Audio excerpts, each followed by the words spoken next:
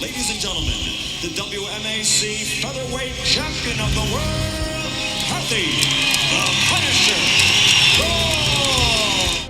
Back in the 1990s, where there were females that were known for being champions in forms and katas, there were very few that actually competed in the more combative arts like full contact karate, judo, and kickboxing, to name a few. So when one came along, the martial arts world paid attention.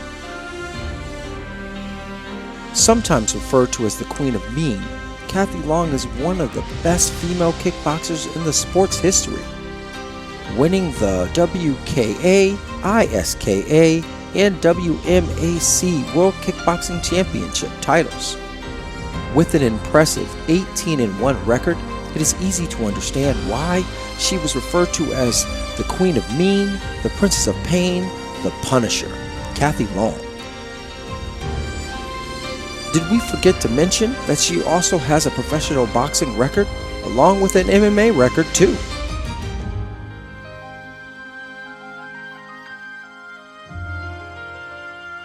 The Roman orator Cicero once said, "The eyes are the windows of the soul." And when we look into Kathy Long's eyes, well, I pray for anyone who's foolish enough to mess with that soul.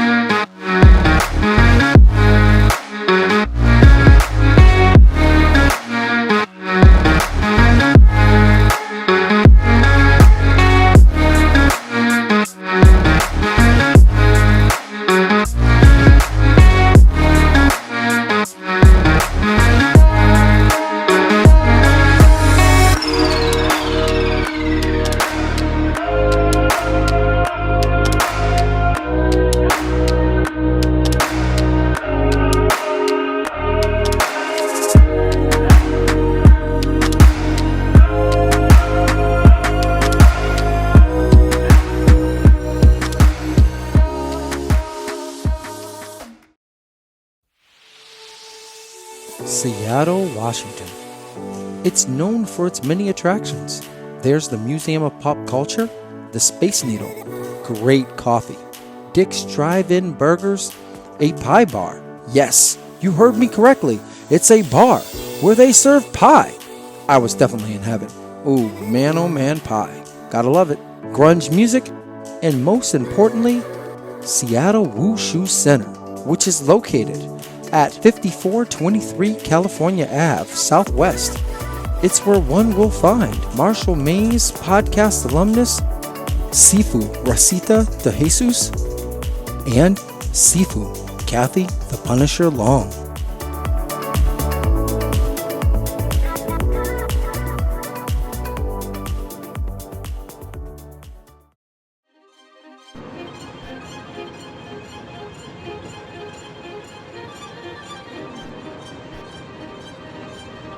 Man, I gotta tell you, I'm giddy with excitement. I'm not sure what to expect.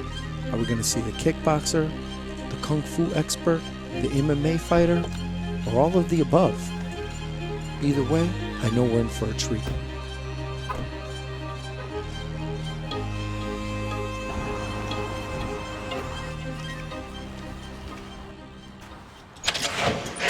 Konnichiwa! Hello, how are you? Hey. Wonderful. How are thank you? Thank Good you. to see you. Oh man, so excited to be on. Jeez, To have you on. I'm like, yes. All right, so. I began my martial arts journey when I was 14. I had a friend in high school, freshman year, who studied Aikido on March Air Force Base. And she invited me to class one day. She was a good friend. And I went, and there was this, we went on base and we go into what looked like a small recreational area. This is a tiny little workout place and cement floors. And I meet this man named Ron Granville, who was a postman by day and taught Aikido at night. He was a former military, so in that respect, he was allowed to come on base and teach. I lived right next to the west gate of March Air Force Base, and I didn't fall in love with Aikido at that time. I fell in love with the family structure that he provided. The way he taught and the way he encouraged everyone and the way everyone worked well with each other and helped each other is something I clung to because I didn't have that at home. So I decided to train there, and I had to sneak onto base every day and sneak off every night. This was an active military base, Air Force base. Yeah, so every freaking day I'm crawling through a gutter, look up, look at the west gate, see if the guys, I'd wait for him to be waving somebody in so he's not paying attention, and just get up and start walking and act like I lived there. Before we begin anything, I'm a bit starstruck right now. I mean, I grew You're so up kind. watching your fights, everything. I'm going to make the whole, like, I thought you were going to be taller. No, I'm kidding. They all thought I was going to be taller. Well, I was shorter at the time. I didn't There you grow go. yet. Once again, thank you. Before I forget anything else, thank you very much for being on the Marshall Maze, and more importantly, being on Modern Combatives, because it's a thing, and you're still doing a thing. Thank you. All right, so introduce us. Who is going to be your uke? I'm sorry, don't mean it to be disrespectful. There's a lot of times, because I'm Japanese art, and I Yes. always forget Chinese art. So I don't know, how do you say the person you're going to be demonstrating on? We can call him an uke, that's fine. Oh, awesome, Yeah. great. So, all right, so who's going to be your uke today? Well, this is a newly great friend. Okay, awesome.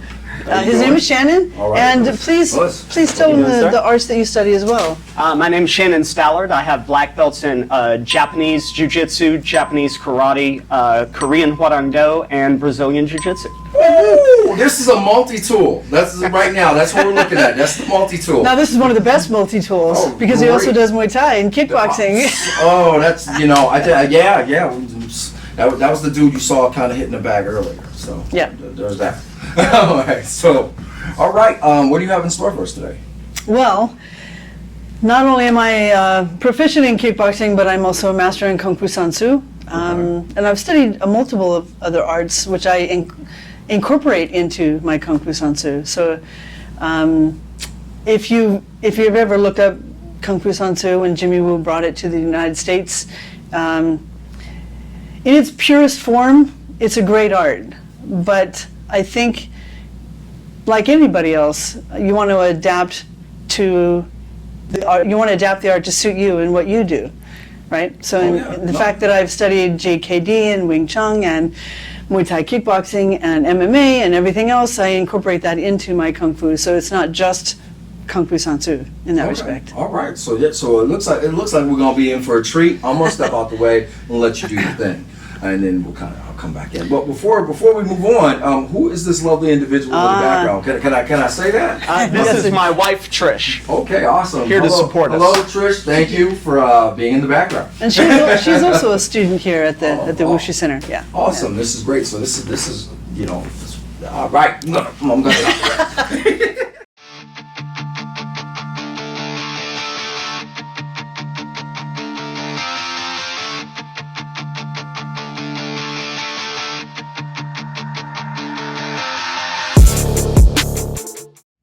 Pretend he's engaging with somebody I love and care about, and I'm worried because it looks like there's going to be a fight that's about to ensue. I want to get his attention high while I put my hand on his shoulder, and at the same time I'm going to kick his foot out, hook kick to the groin. Then from here, while I grab onto his shirt or I grab onto his hair, just depending, I'm going to knee to the face, boom. And as I do that, I'm going to bring my hand down across the base of his skull, grab his face, hook my finger on that nose or the eye, and then slam him down and stomp on him.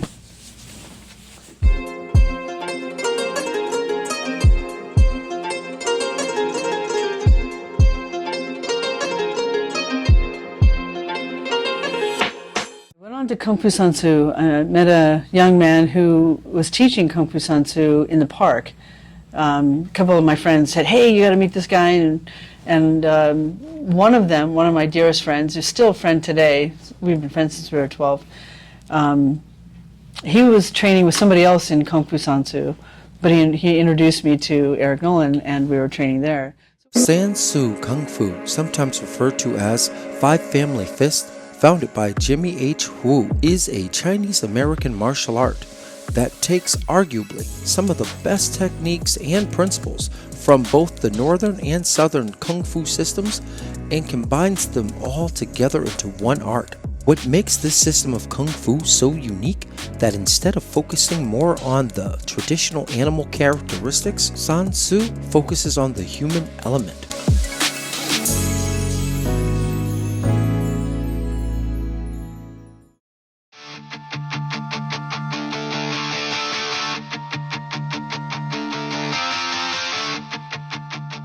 So the opponent's coming forward with a left punch, and I want to step to the outside of it, and as I'm doing that, I'm going to cross step here with my toes pointing toward my opponent and block with the left up windmill. Step around and behind. In this case, I want to be really close to him. So I can, if he's my height, I can get him in a chokehold, but I'm not going to stay there. So in this case, because he's taller than me, I'm going to grab him by the eyes, take my left foot, cross step behind, and as I pivot, I'm going to bring him straight down over my leg. Here, boom, knee drop, palm to the eyes, palm to the groin.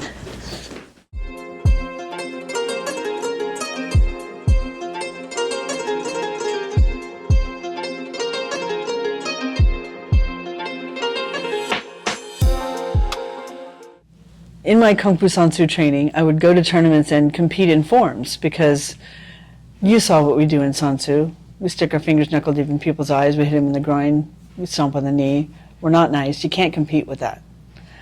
That's designed for protecting yourself and others. So I would go there and compete in forms, and this one girl kept challenging me to do point fighting with her. And I said, look, I don't do point fighting. You want to step out back and fight? We can fight. Obviously, she never took me up on that. However, one of her instructors called my instructor and asked if I'd be willing to do an exhibition kickboxing bout because there were so few women doing kickboxing, especially in Bakersfield. There's so few women doing martial arts at all in Bakersfield. So I said, what are the rules? Because I knew boxing. I'd grew up watching Muhammad Ali and quite a few other fighters, and I loved boxing as well, but I didn't do it.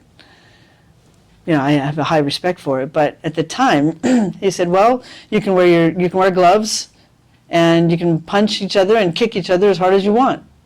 And I said, "As hard as I want?" And he goes, "Yeah." I said, "I'm in."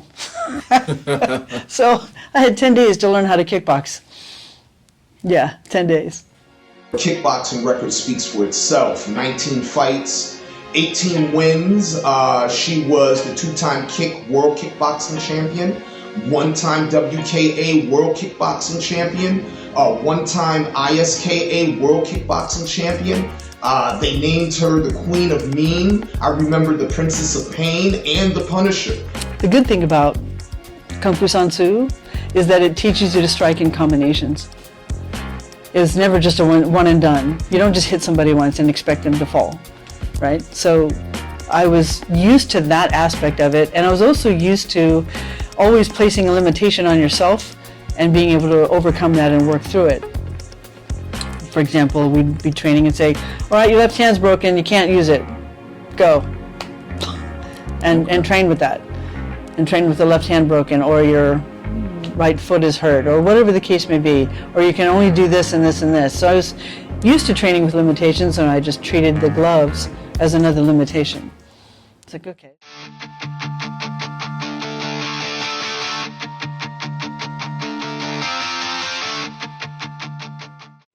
Okay, so in this case, it doesn't matter if there's a left hook or a right hook, because in the art of San Tzu that I teach, we can work off of either punch. But in this case, we'll just start with a right hook to the head. Now, as he comes in, it's really important that right now he knows what his range is, where he needs to have the full effect. And if he takes a step back, just one step back, there you go. Right now, his entire sphere of influence, I can see because I'm looking here. And as I'm watching here, I see that hook coming. And now I know he's in range, so I need to step in. As I'm stepping in, I'm going to come to the inside of his body. Sometimes you can go to the outside. In this case, I'm going to go to the inside as he punches. So as he steps forward to punch, I'm going to step in. I'm going to strike to the forearm or the radial nerves As I strike to the radial nerves, I'm going to turn and back elbow to the face. I'm going to step out, backhand to the groin, and then right stomp to the knee. Okay.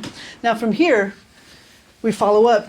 Either kick to the groin, kick to the face again, as long as he's down on the ground.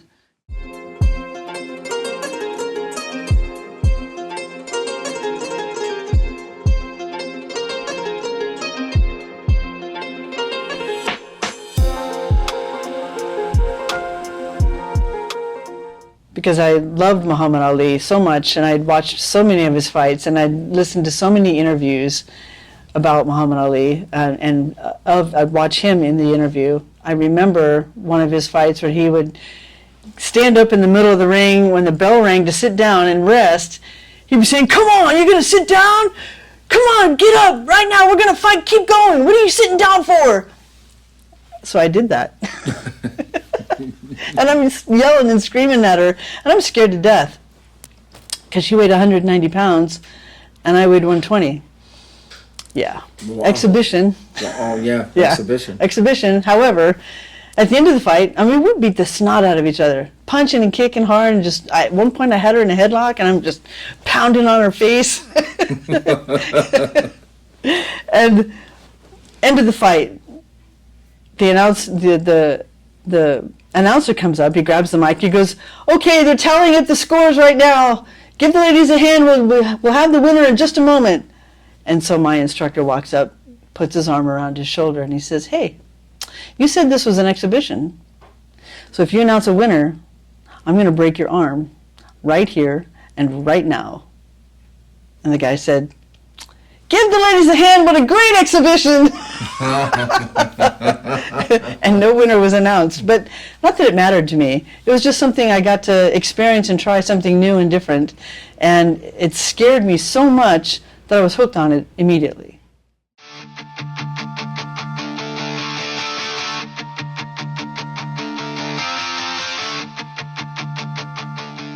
Opponent throws a right punch. I'm going to step to my left and block with a down windmill here. I want to strike into the radial nerves.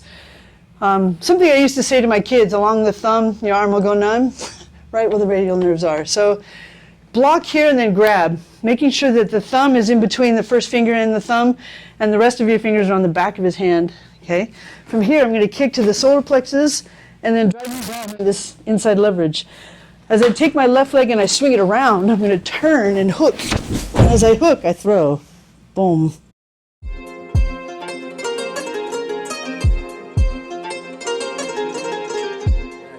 All right, so my very first world title fight was in Las Vegas.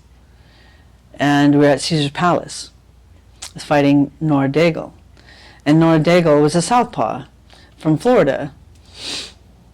I broke my ribs right before that fight. 2 ribs broken. Yeah. Was that a training accident? The training accident, yeah. You know, if you're familiar with the sport or sport fighting, you spar and train hard up until a certain point, and then you let that taper off and you let your body recover, and then you're ready to fight. So it was during that building up to the week off before the fight, or the few days off before the fight, or whatever the case may be, my coach kept bringing in different sparring partners just so that I could, really hone my skills. And he brings in this guy named Danny Steele. And Danny Steele was short and thick and weighed about 145 pounds, but he was just super strong, super strong. Threw a spinning back kick, hit me in the ribs, and I didn't think anything of it. Brushed it off. We kept going. After that sparring match, I'm taking off my gloves, taking off my shin guards, taking off my headpiece and mouthpiece, and all of a sudden I can't breathe at all. Yeah, and I go to my coach and I say, "I can't breathe." He goes, "Are you serious? You can't breathe?" I'm like, "No, I can't breathe." And the pain was getting worse and worse and worse. I'd never had broken ribs before. Broken other things, but not broken ribs. He kicked me here, they broke in the back. The compression was so hard that they broke in the back. I've never gone through that either. Okay. So I taped up my ribs, and I didn't say a word to anybody, and I went and I fought. And what made that fight so special was not only was it 12 rounds, but the referee kept taking points off of me for holding, which I never did. I didn't hold on to her. I didn't need to.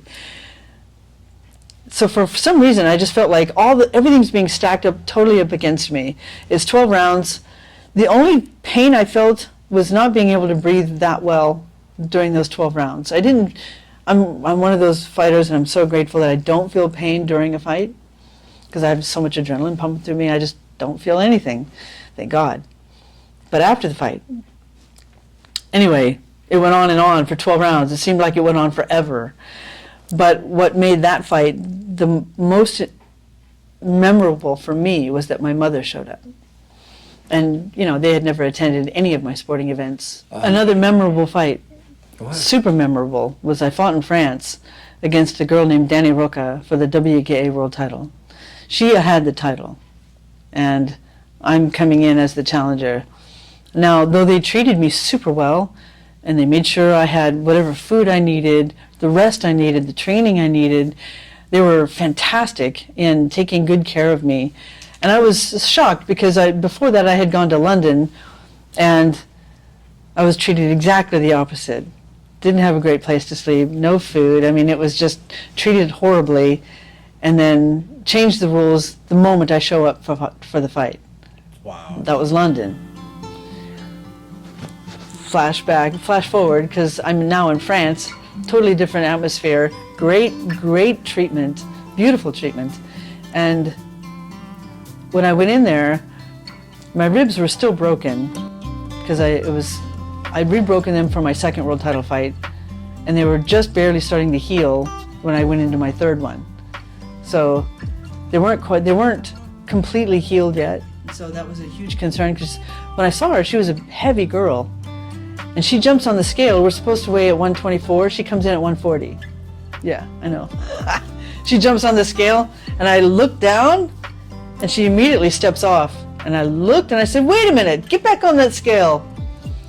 And the promoter's, no, it's all right, no problem. It's like, no, it's a problem. He goes, you want to fight? You want to go home? And I said, I want to fight. So I had to accept the fact that she weighed 140 pounds. And I was weighing 124. And she hit like a frickin' mule. I think the fourth round of the nine round fight. In the fourth round, she knocked me on my butt. Boom! Hits me hard with the right hand, and my butt's skidding on the canvas. And I'm doing the best to get up, and the whole world is going. And I get up, and the referee's running up to me, and I said, "Get that water cleaned up off that mat. This is a world title fight. We're the main event. There should be no water on that mat." There was no water there. I had to say something. I had to find any way to have him not do that standing 8 count. I did not want that standing 8 count. And he goes, oh, okay, just a slip. Wipes off my gloves, and he sends me on my way into the fight. And I just danced around her, and I had to finish out the round because I was still woozy. Mm-hmm. I sit down, and my coach, she rang your bell, did she? I said, yep. This is Sidagu. I wanted to take a moment to talk about a phenomenal martial artist. I'm talking about the one and only Kathy Long. I had the pleasure of meeting her a couple of months ago in a female self-defense conference in California. And I have to tell you, I knew she was coming, and I was really excited. She was one of the people that were there that I was really excited to get to meet. And not only did I get to meet her, she actually offered to be my uke at the seminar that I gave at this conference. And let me tell you, she is a badass. She was like, I don't feel any pain. You can pull my hair, you can choke me out, you can do whatever you want to do, just don't blind me. And I tell you, she is an amazing martial artist. She has really given our community an uplift, especially for us females. Awesome. So we learned a lot today. We saw a lot of great technique. I the guy had to gee up and kind of get in. I had to taste a little. I'll probably be in traction later on. Thankfully, and my groin is very appreciative of not being hit. Yes. And that you changed that. So that particular technique changed. It would have been a strike to the groin, correct? Yes, but that is the beautiful thing about Sun Tzu. You can alter it any way. You can change it one little thing or 100 different ways and have 100 different techniques. So, Okay. Well, good. Yeah. No, either way, like I said, my groin is like, thank you. Adapting is one of the highest attributes of a fighter. Oh, yes, that is Yes. true. That is true. So we'd like to thank Sifu, Kathy Long, and Shannon, who uki for her today. Thank you. And I'm Israel Lopez Sensei. Shoulder and okay? You've been watching the Marshall Mace Presents Modern Combatives. On the next episode of Modern Combatives, we are back in the East Coast, y'all. Barakulat Shidoshi and myself travel back to Brooklyn, New York to get together with mixed martial artist and star of the very popular mixed martial arts channel known as MMA Shredded, Jeff Chan. It's an episode you don't want to miss, so we'll see you soon.